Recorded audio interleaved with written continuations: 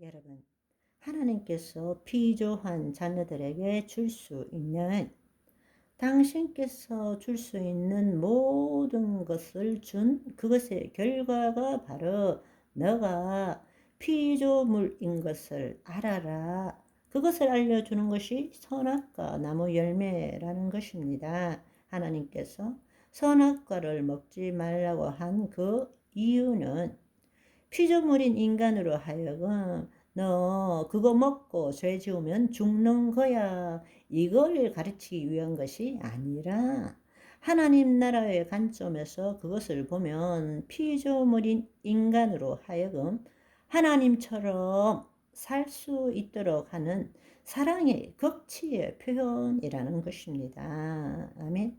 우리가 지금 가지는 고통은 선악과의 문제가 아니라 인간의 타락으로 인해서 하나님과 인간이 분리되었기 때문에 일어난 일입니다.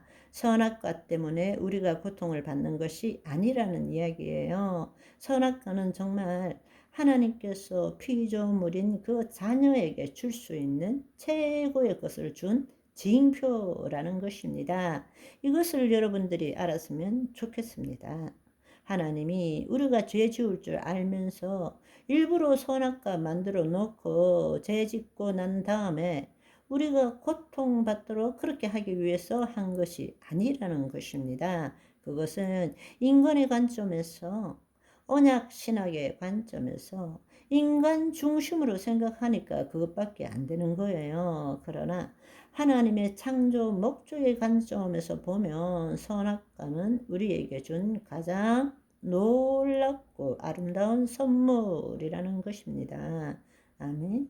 또한 흔히들 하나님을 잘못 생각하고 있습니다. 하나님은 분노와 심판의 하나님이라고 생각합니다. 특히 구약을 읽으면 사람들이 그렇게 생각해요. 어떻게 인간을 사랑한다고 말만 하고 인간을 이렇게 함부로 대하고 한 생명을 천하보다 귀하게 여긴다고 말은 하지만 실제로 보면 노아의 홍수나 가나안 정복 때 보면 조금치의 긍휼도, 일말의 긍휼도 없고 다 죽이는 그런 일을 하실 수 있는가?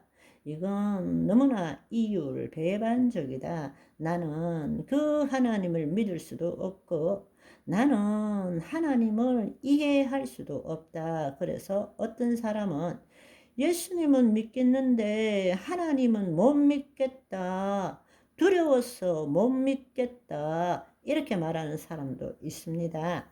과연 하나님이 분노와 심판의 하나님일까요? 그렇지 않습니다. 바로 그것을 우리 인간의 관점에서 구속의 역사를 보니까, 아니 아무리 그래도 그렇지 어떻게 이렇게 일말의 긍휼도 없이 모조리 싸그리 그냥 다 죽일 수 있느냐. 사랑한다고 말씀하시면서 이렇게 생각할 수밖에 없다라는 것입니다. 그러나 여러분, 우리가 하나님의 관점에서 그분의 창조 목적에서 다시 본다면 말할 수 없는 그분의 사랑과 공의를 우리는 볼 수 있습니다. 다시 돌아가서 창세기 2장 17절에 보시면 선악을 알게 하는 나무의 열매는 먹지 말라. 내가 먹는 날에는 반드시 죽으리라 하시니라 말씀하셨습니다. 하나님은 말씀이십니다. 하나님은 말씀을 이루시는 분이십니다. 하나님이 당신이 하신 말씀을 부정한다는 것은 자신의 존재를 부정하는 것과 똑같습니다. 천지 만물이 없어지더라도 말씀은 사라지지 않습니다. 그런데 여러분, 한번 생각해 보십시오. 내가 먹는 날에는 반드시 죽으리라. 아담과 하와가 죽었나요? 안 죽었나요? 안 죽었습니다. 하나님의 말씀대로 내가 먹는 날에는 반드시 정령코 결단코 죽으리라, 이렇게 말씀하셨다면 아담과 하와는 그 자리에서 죽어야 되는 것입니다. 그런데 바로 죽지 않았습니다. 사망이라는 것이 생겼을 뿐이죠. 왜? 그만큼 자식을 사랑하기 때문에. 그렇지만 하나님이 가지고 있는 딜레마는 공의의 하나님이시기 때문에 그 공의를 만족시켜야 되기 때문에, 그러니까 이 사실만으로도 우리가 이해할 수 없는, 자녀를 포기할 수 없고 끝끝내 사랑하시는 하나님의 사랑과, 그럼에도 불구하고 자녀 때문에 가져야 될 하나님의 고통을 우리는 느낄 수 있는 것입니다. 왜냐하면 사랑해서 안 죽일 수 있지만 당신 자신을 부정할 수밖에 없고, 그 결과로서 마귀들은 끝끝내 하나님 보좌 앞에서 인간을 참소하죠. 당신이 그렇게 말해놓고 어떻게 살려줍니까? 저 인간 또 죄를 지었는데 어떻게 그냥 두십니까?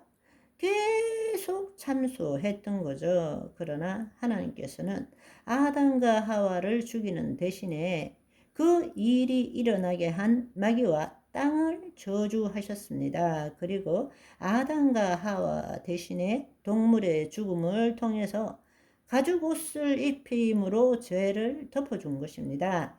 죄를 사해 준 것이 아니라 덮어준 것입니다. 그렇지만 결국에는 누가 죽었습니까?